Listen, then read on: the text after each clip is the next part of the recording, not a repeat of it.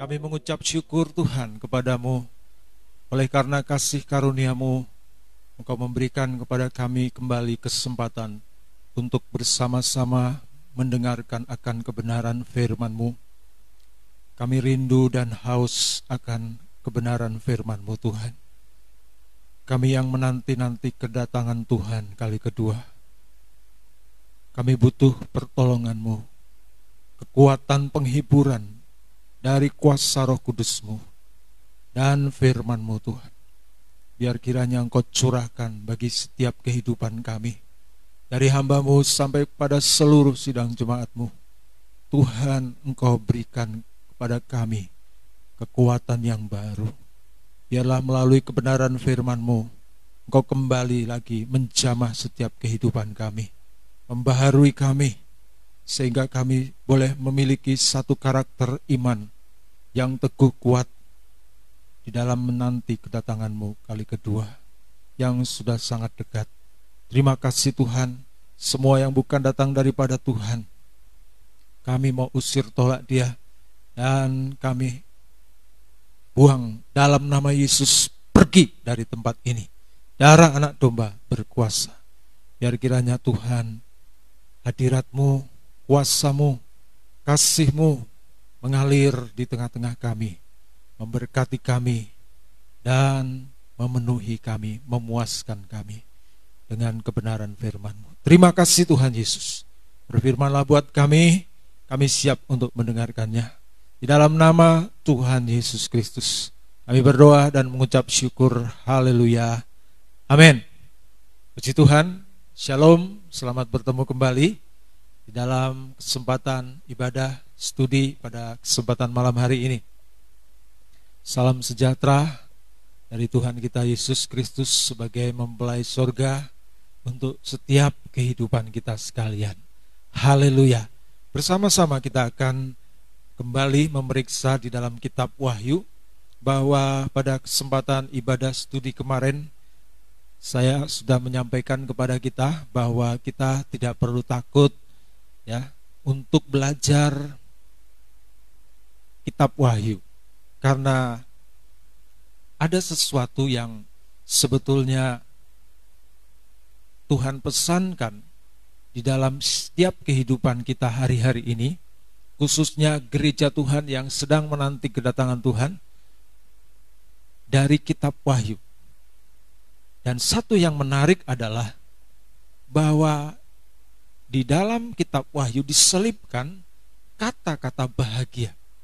Ya, ada 6 kata bahagia, bukan 7. Ya, saya ulangi dan saya perbaiki, bukan 7 tetapi 6 kata bahagia. Saya ulangi sedikit, saudaraku. Ini adalah satu bukti bahwa sebetulnya kitab Wahyu ini adalah memberikan satu penghiburan bagi gereja Tuhan di akhir zaman ini, ya, dengan memberikan kepada kita satu kata-kata bahagia, ya. Yang pertama yaitu di dalam Wahyu pasal 1 ayat yang ke-3. Berbahagialah ia yang membacakan dan mereka yang mendengarkan kata-kata nubuat ini dan yang menuruti apa yang ada tertulis di dalamnya, sebab waktunya sudah dekat. Berbahagialah ia yang membacakan, yang menjelaskan. Ini bagian daripada kami hamba-hamba Tuhan, ya, membacakan akan kebenaran firman Tuhan, ya, dan menjelaskan kepada sidang jemaat semua. Nah, selanjutnya dikatakan dan mereka yang mendengarkan kata-kata nubuat ini, ya, dibacakan, dijelaskan, didengarkan. Ini mendapat kebahagiaan. Selain yang membaca, juga yang mendengarkan itu juga mendapat kebahagiaan. Nah, selanjutnya dikatakan dan yang menuruti apa yang tertulis di dalamnya, sebab waktunya sudah dekat.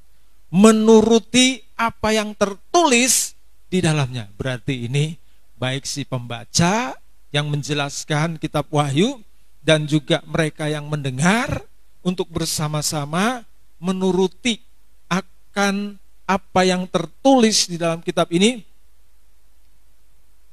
sebab waktunya sudah dekat.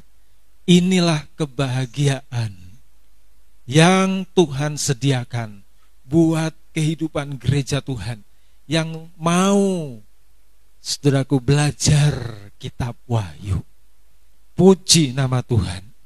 Jadi saudara, inilah kebahagiaan yang pertama. Dibaca, didengar, dan dilakukan, dituruti. Haleluya. Kebahagiaan yang kedua, Wahyu 14 ayat yang ke-13.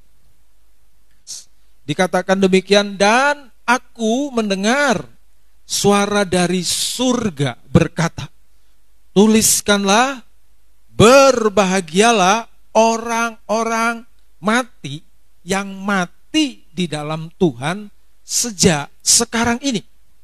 Sungguh, kata Roh, supaya mereka boleh beristirahat dari jerih lelah mereka, karena segala perbuatan mereka menyertai mereka.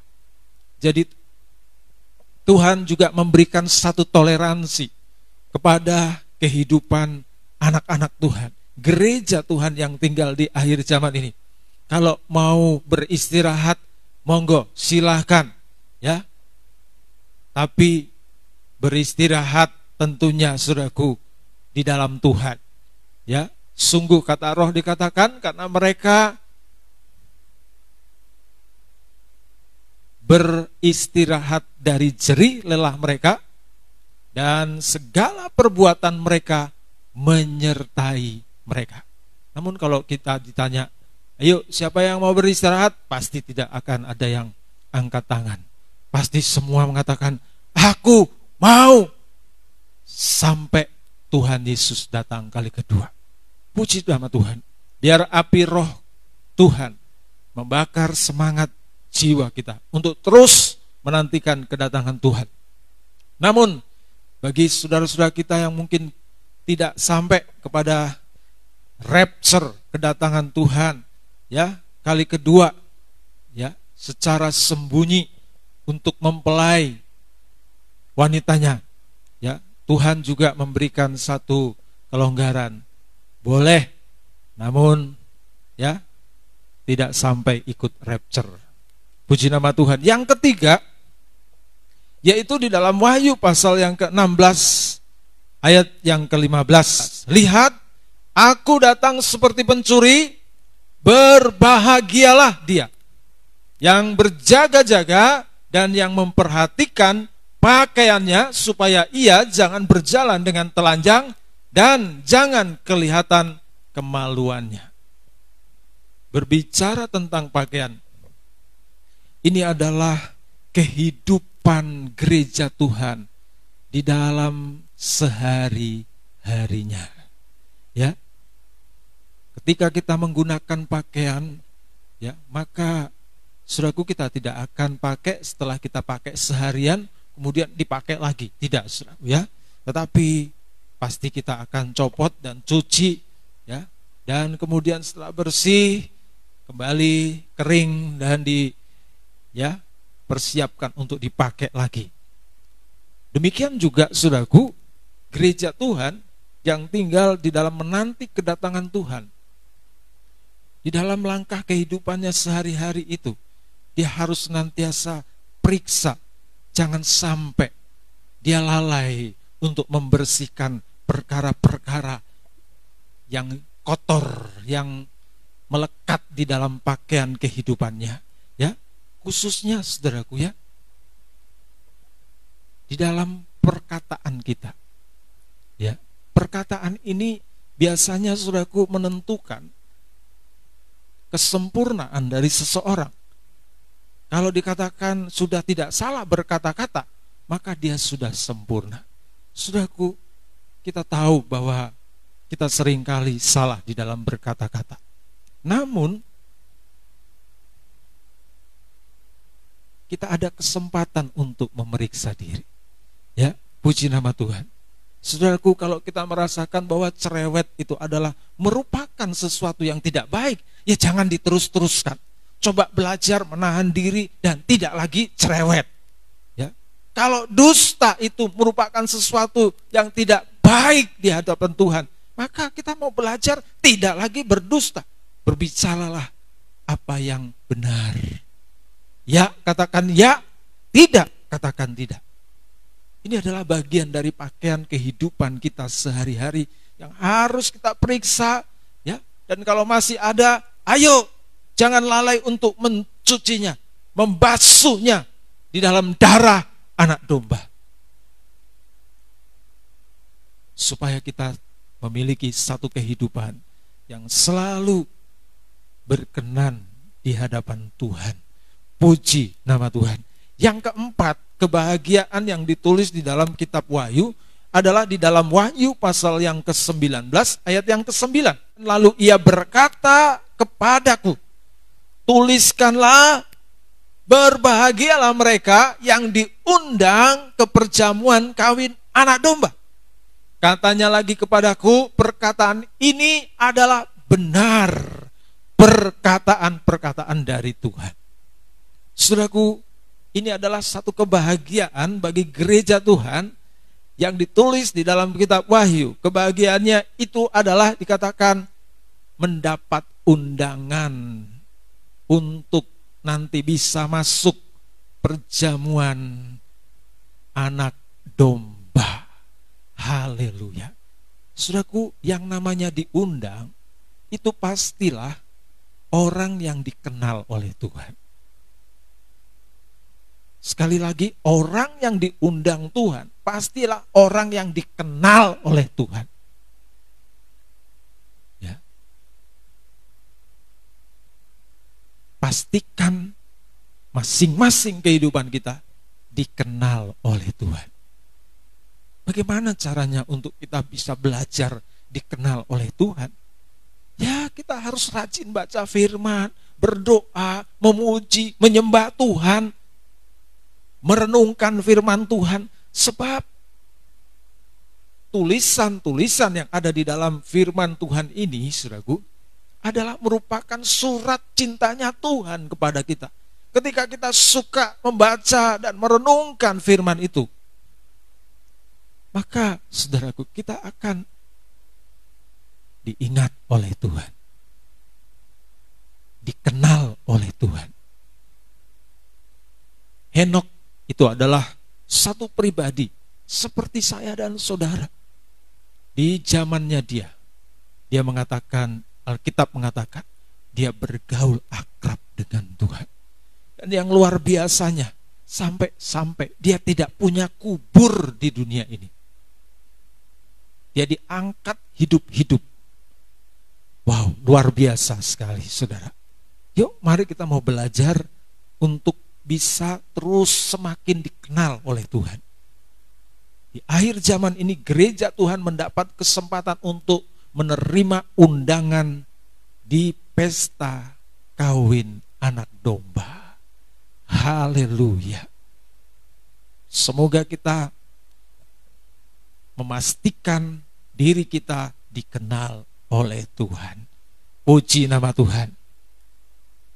Selanjutnya, saudaraku, kebahagiaan yang kelima, saudaraku, ditulis di dalam Wahyu pasal 22 ayatnya yang ke-7. Sesungguhnya aku datang segera. Berbahagialah orang yang menuruti perkataan nubuat kitab ini. Saudaraku, ini adalah merupakan satu pengulangan yang dimana, saudaraku, ditulis lagi di poin yang kelima setelah ditulis di poin yang pertama. Berarti pengulangan ini adalah satu hal yang penting untuk kita perhatikan. Dikatakan berbahagialah orang yang menuruti perkataan-perkataan nubuat kitab ini. Jadi saudara yang dikasihi Tuhan, ketika kita mau belajar untuk menuruti atau melakukan, maka saudara, lebih dahulu kita harus membaca. Nah, itu sebabnya sekali lagi saya katakan, jangan takut untuk belajar kitab Wahyu. Sebab dengan kita belajar kitab Wahyu, kita mengerti, kemudian kita lakukan. Ketika kita lakukan, itu adalah satu kebahagiaan yang kita boleh terima di dalam kehidupan kita. Puji Tuhan. Haleluya. Ayo, jangan merasa bingung, takut untuk terus belajar mengetahui kitab Wahyu. Kitab Wahyu ini bukanlah satu kitab yang mengerikan bagi gereja Tuhan. Kitab ini jelas menuliskan tentang situasi keadaan akhir zaman. Namun di dalamnya setiap gereja Tuhan yang mengetahui diberikan kebahagiaan. Puji nama Tuhan. Yang keenam, ini yang terakhir, ya. Kata berbahagia yang ditulis di dalam kitab Wahyu, Wahyu 22 ayatnya yang ke-14. Haleluya. Apa dikatakan oleh firman Tuhan? Berbahagialah mereka yang membasuh jubahnya. Mereka akan memperoleh hak atas pohon-pohon kehidupan dan masuk melalui pintu-pintu gerbang ke dalam kota itu. Ini kebahagiaan yang keenam, yaitu berbahagia mereka yang membasuh jubahnya. Jubah ini berbicara soal pelayanan. Pelayanan harus pelayanan yang berkenan kepada Tuhan. Kalau kita mengetahui bahwa Yesus itu adalah mempelai sorga sebagai suami atas kehidupan gerejanya, maka kita harus melayani dia sebagaimana sebagai sosok seorang istri melayani suami. Ya, di dalam pelayanan ini ada pelayanan kasih. Kasih yang tertinggi di dalam kehidupan manusia adalah kasih dari seorang suami istri. Nah, saudara, kalau kita tahu bahwa dia kepala kita, kepala gereja, itu adalah suami, maka kita harus melayani dengan penuh rasa penghormatan. Kalau kita mau melayani dia sebagai sosok seorang raja, berkat raja akan mengalir pada kita. Semakin kita agungkan, tinggikan dia di dalam pelayanan hidup kita, maka semakin berkat itu tercurah buat kehidupan kita. Puji nama Tuhan. Nah, saudara, hari-hari ini, saudaraku, kita tidak ada bersama-sama di dalam rumah Tuhan, tapi kita semua ada di rumah kita masing-masing. Dan kita mau cek jubah pelayanan kita bersama-sama di rumah. Di rumah, ya, pelayanan suami istri. Ya, kemudian di rumah ada pelayanan antara anak dan orang tua. Itu dituliskan di dalam firman Tuhan. Ini merupakan jubah yang harus dijaga senantiasa. Supaya di dalam pelayanan itu jangan pelayanan yang asal-asalan, tapi pelayanan yang disertai dengan nilai-nilai kekudusan dari Tuhan. Dan salah satu nilai kekudusan yang harus dijaga di dalam pelayanan adalah ketaatan. Ketaatan ini adalah berkaitan dengan nilai kehidupan ilahi. Itulah kekudusan. Mari kita lihat bersama-sama sejenak, saudaraku, di dalam Efesus pasal yang kelima, ayat yang ke-22 sampai yang ke-25. Ya, ini jubah pelayanan suami istri yang harus diperhatikan bersama-sama di dalam kehidupan gereja Tuhan. ketika kita sekarang ini ada di dalam keluarga kita masing-masing. Apa dituliskan di sana? Efesus pasal yang kelima, ayatnya yang ke-22. Hai istri, tunduklah kepada suamimu seperti kepada Tuhan. Terus, karena suami adalah kepala istri, sama seperti Kristus adalah kepala jemaat. Dialah yang menyelamatkan tubuh. Ini jubah yang harus dijaga. Tunduk, istri tunduk kepada suami. Ya, jangan sampai nanduk, ya, tapi tunduk kepada suami. Puji nama Tuhan. Terus ayat yang ke-24, karena itu sebagaimana jemaat tunduk kepada Kristus, demikian juga istri kepada suami dalam segala hal. Berbicara dalam segala hal, ini berarti, saudaraku, ada poin yang mendasar, bahwa bagi istri, Tuhan itu adalah suaminya. Jadi perhatikan baik-baik sebagai seorang istri. Ya, kalau sudah memiliki status seorang istri dari seorang suami, maka Tuhan itu bagi seorang istri adalah suaminya. Ya. Maka kita kalau mengerti akan hal ini, ya, maka kita memiliki satu penghormatan. Ya, kita menjaga jubah pelayanan sebagai seorang istri. Lanjut, ayat yang ke-25. Hai suami, kasihilah istrimu sebagaimana Kristus telah mengasihi jemaat dan telah menyerahkan dirinya baginya. Seorang suami mengasihi istri sebagaimana Kristus telah mengasihi jemaat. Ya, Kristus mengasihi jemaat dengan pengorbanan. Dan pengorbanannya yang kita tidak pernah lupakan adalah pengorbanannya di Golgota. Puji Tuhan, biarlah suami-suami memiliki kasih Kristus di dalam kehidupannya, sehingga dia tidak pernah habis-habis kasih untuk mengasihi kepada istrinya. Ini pelayanan, jubah pelayanan yang harus dijaga di dalam kehidupan kita semua. Nah, saudaraku, bagaimana selanjutnya di dalam Efesus pasal 6 ayat yang pertama? Kita lihat ini pelayanan yang harus kita perhatikan baik-baik karena berkaitan dengan jubah, ya.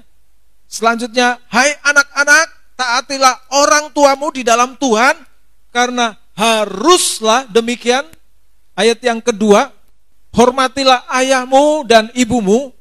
Ini adalah satu perintah yang penting, seperti yang nyata dari janji ini, supaya kamu berbahagia dan panjang umurmu di bumi.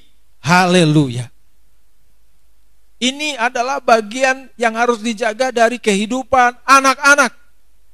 Memiliki ketaatan kepada orang tua itu adalah merupakan satu jubah yang harus dijaga. Ya, puji nama Tuhan. Ketika kita menjaga jubah pelayanan kita, maka pelayanan hidup kita menjadi pelayanan hidup yang berkenan kepada Tuhan. Perhatikan anak-anak, jubah pelayananmu di dalam kehidupanmu, di dalam rumah tangga. Selanjutnya ayat yang keempat dari Efesus pasal yang ke-6. Ya, selain itu ada juga dikatakan, dan kamu bapak-bapak janganlah bangkitkan amarah di dalam hati anak-anakmu, tetapi didiklah mereka di dalam ajaran dan nasihat Tuhan. Ayat yang kelima, sekarang saudaraku, hamba-hamba.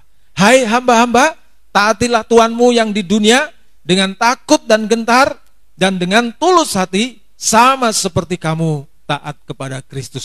Seorang hamba bekerja baik di perusahaan, di satu kantor, dimanapun dia bekerja, saudaraku, jubah Pelayanannya harus dijaga, taat sama Tuhannya.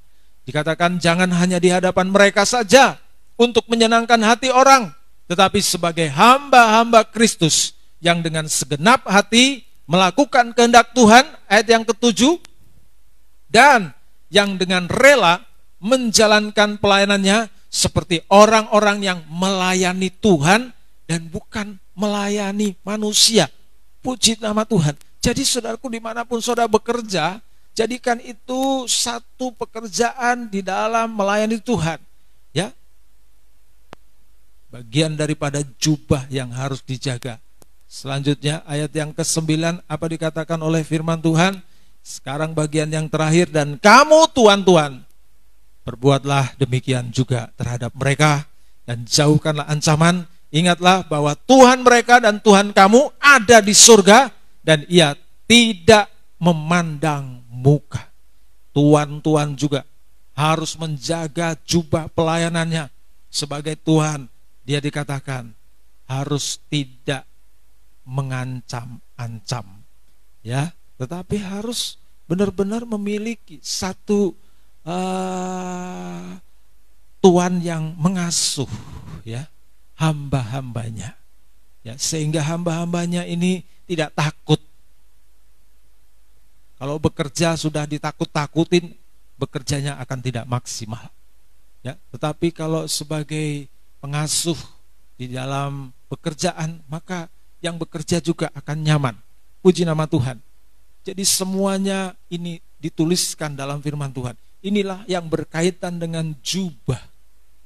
Jubah pelayanan suami istri, jubah pelayanan anak terhadap orang tua, ya, hamba terhadap Tuhan, dan Tuhan terhadap hamba dituliskan di dalam firman Tuhan.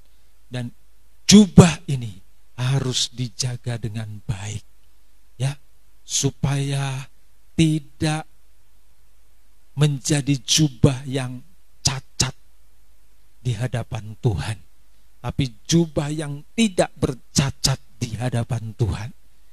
Inti daripada menjaga jubah adalah ketaatan pada otoritas di mana kita berada. Puji nama Tuhan. Semoga kita mengerti akan hal ini dan kita boleh memiliki jubah yang berkenan kepada Tuhan. Selanjutnya, saudaraku, saya akan kembalikan tentang penjelasan mengenai hukuman sangkakala. Di dalam kitab Wahyu pasalnya yang ke-8, kitab Wahyu pasal yang ke-8 ayat yang ke-6 sampai yang ke-13, ini merupakan 4 hukuman sangkakala yang diungkapkan di dalam kitab Wahyu. Sangkakala pertama, sangkakala kedua, ketiga, dan yang keempat. Itu ayat yang ke-6 sampai yang ke-13 dari Wahyu pasal yang ke-8. Saudaraku, sebelum kita lebih lanjut membahas tentang hukuman sangkakala ini, hukuman sangkakala ini adalah gambaran daripada hukuman Bapa di surga, ya, kepada dunia, juga kepada gereja Tuhan yang tidak sampai ikut rapture alias ketinggalan masuk zaman 7 tahun masa kesesakan. Hukuman sangkakala ini, saudaraku, adalah hukuman kepada orang-orang, anak-anak Tuhan, gereja Tuhan yang kurang menghargai akan peringatan Tuhan, teguran Tuhan, nasihat dan ajaran Tuhan lewat firman.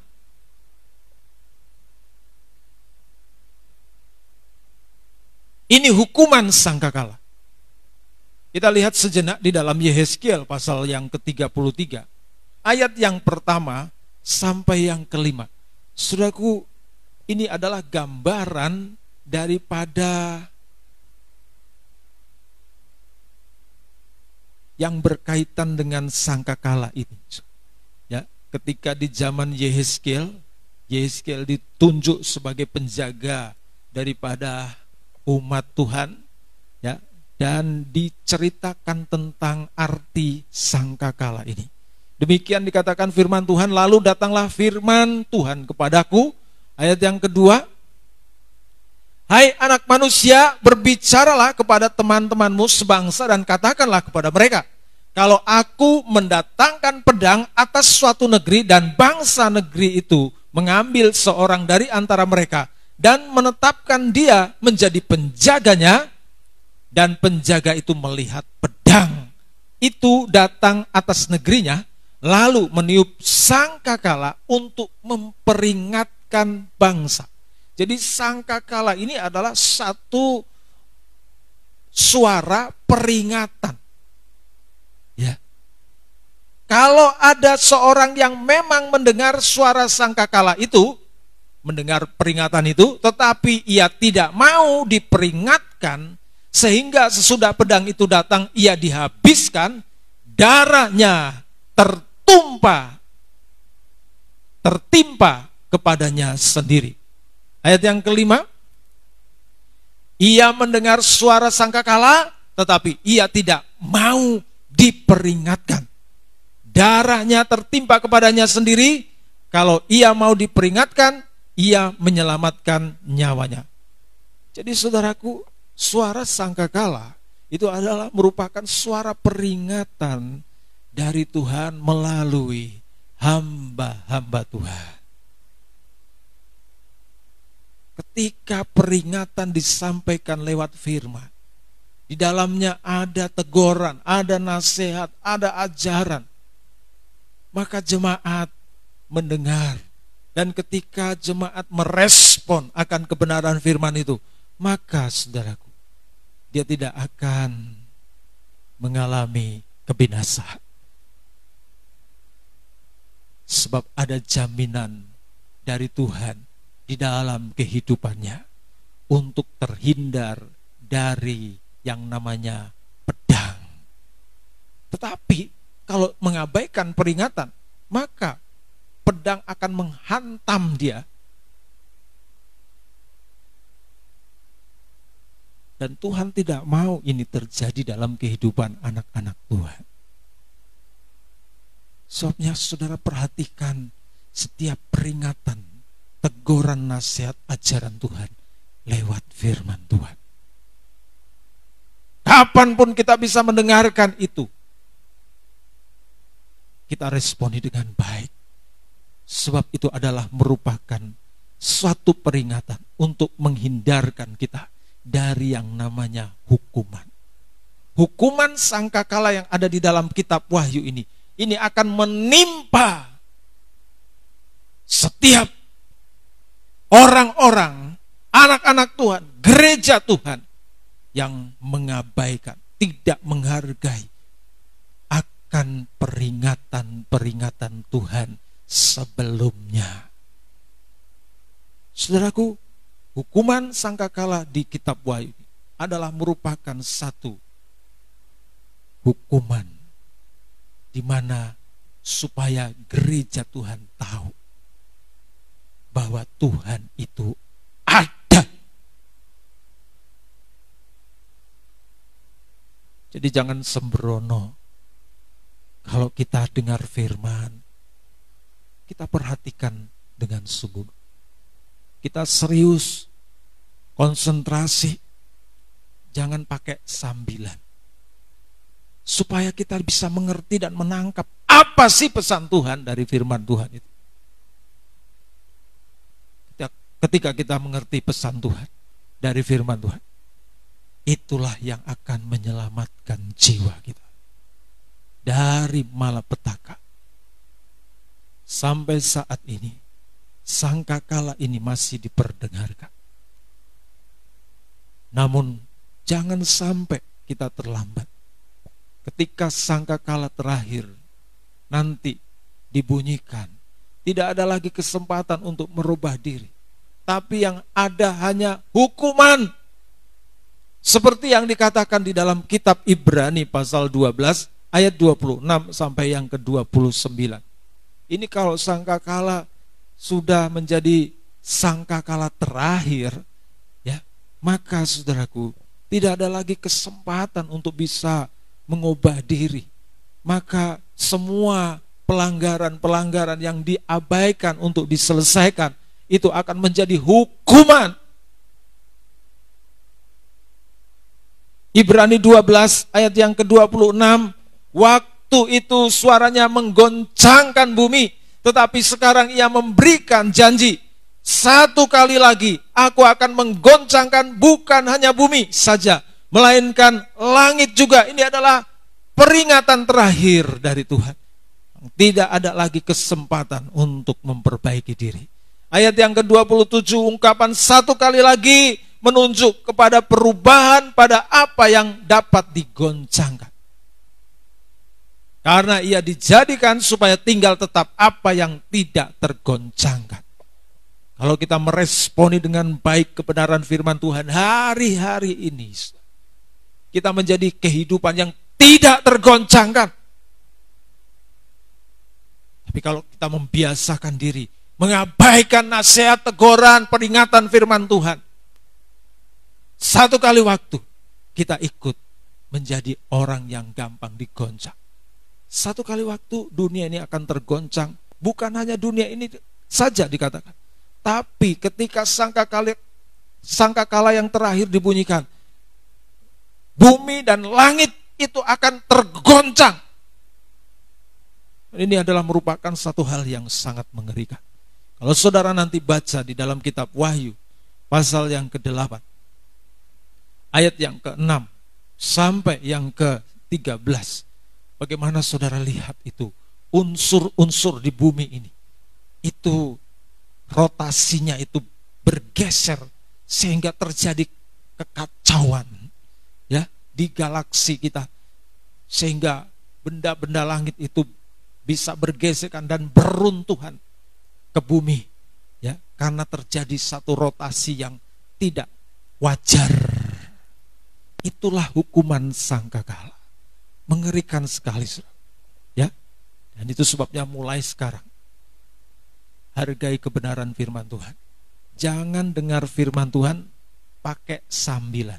Sambil ini, sambil itu, dan sambil lain dan sebagainya. Konsentrasi supaya engkau dapat pesan dari firman Tuhan yang engkau dengar.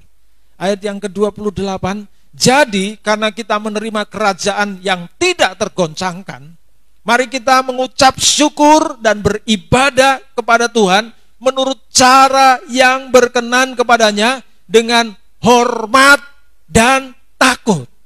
Jadi saudaraku, ini harus digarisbawahi. Ketika kita datang kepada Tuhan, mendengar firman Tuhan, hormat takut ini harus disertai di dalam kehidupan kita. Sekali lagi, jangan lagi kebiasaan mendengar firman sambilan. Sambil ini, sambil itu, dan segala macam. Sehingga kita tidak mendengar pesan Tuhan dari firman Tuhan. Ya. Dikatakan ayat yang ke-29, sebab Tuhan kita adalah api yang menghanguskan. Satu kali waktu Tuhan akan tutup kesempatan pada sangkakala terakhir. Tidak ada lagi kesempatan untuk bisa memperbaiki diri. Tidak lagi bisa mendengar pesan Tuhan dengan baik. Pesan Tuhan sudah menjadi hukuman bagi kehidupan gereja Tuhan. Sekarang Tuhan masih ada kesempatan, memberikan kesempatan buat kita untuk kita bisa menghargai peringatan-peringatan Tuhan lewat firman-Nya. Dan kita mau gunakan itu dengan baik-baik di dalam kehidupan kita. Saudaraku, satu ayat dari Wahyu pasal 8 ayat yang ke-6 saya akan bacakan buat kita.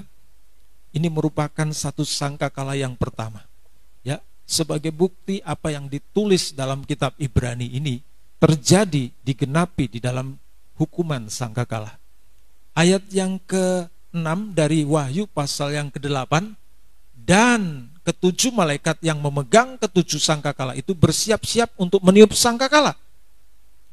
Lalu malaikat yang pertama meniup sangkakalanya, dan terjadilah hujan es dan api bercampur darah. Dan semuanya itu dilemparkan ke bumi, maka terbakarlah sepertiga dari bumi dan sepertiga dari pohon-pohon, dan hanguslah seluruh rumput-rumputan hijau. Ini sangkakala pertama. Ya, dihujani dengan hujan es, kemudian dihujani dengan api bercampur darah. Ya, nanti saya akan terangkan apa sih sebetulnya api bercampur darah ini. Semuanya itu dikatakan dilemparkan ke bumi. Dan sepertiga dari bumi, ya, itu hangus dari pohon-pohon dan rumputan hijau. Jadi saudaraku, di hukuman sangkakala sudah tidak ada lagi yang enak di muka bumi ini. Peringatan penting buat kita. Itu sebabnya ikutlah rapture. Rapture itu di meterai yang ke-6. Terjadi meterai atas gereja Tuhan. Dan gereja Tuhan langsung menjadi pengikut anak domba. Dia tidak mengalami hukuman sangkakala. Sebab ketika terjadi hukuman sangkakala, keadaan dunia ini sudah sangat-sangat kacau balau. Ya. Dan itu sebabnya dia mau memberikan kesempatan buat kita untuk kita bisa masuk menjadi bagian daripada tubuhnya yang sempurna. Puji nama Tuhan. Pesan Tuhan lewat firman Tuhan. Jangan remehkan suara Tuhan lewat pemberitaan Tuhan yang masih ada sampai saat ini. Sekalipun kita dengar firman Tuhan melalui streaming, hargai dengan sungguh-sungguh. Pasti engkau akan mendapatkan bagian yang Tuhan sediakan bagi kehidupanmu. Kalau Tuhan masih memberikan kesempatan untuk mendengar firman Tuhan, terima sebagai kesempatan untuk bertobat, memperbaiki hidupmu, memperbaiki nikah, rumah tangga, kehidupanmu secara pribadi di hadapan Tuhan. Tuhan memberkati kehidupan kita. Sama-sama kita akan tundukkan kepala. Kita akan berdoa kepada Tuhan. Kami mengucap syukur atas kebenaran firman-Mu, Tuhan. Kiranya melalui kebenaran firman-Mu ini, kehidupan kami boleh mengalami jamahan Tuhan. Kami tidak lagi meremehkan, mengentengkan, meringankan peringatan, nasihat, teguran, ajaran Tuhan yang Tuhan berikan kepada kami. Tapi kami boleh menjadi orang-orang yang menghargai, menjunjung tinggi akan peringatan Tuhan. Sehingga dalam peringatan Tuhan yang kami terima lewat kebenaran firman-Mu, kami boleh mendapatkan satu pesan yang dapat Tuhan merefleksikan sesuatu yang baik yang kami lakukan di dalam kehidupan kami selanjutnya.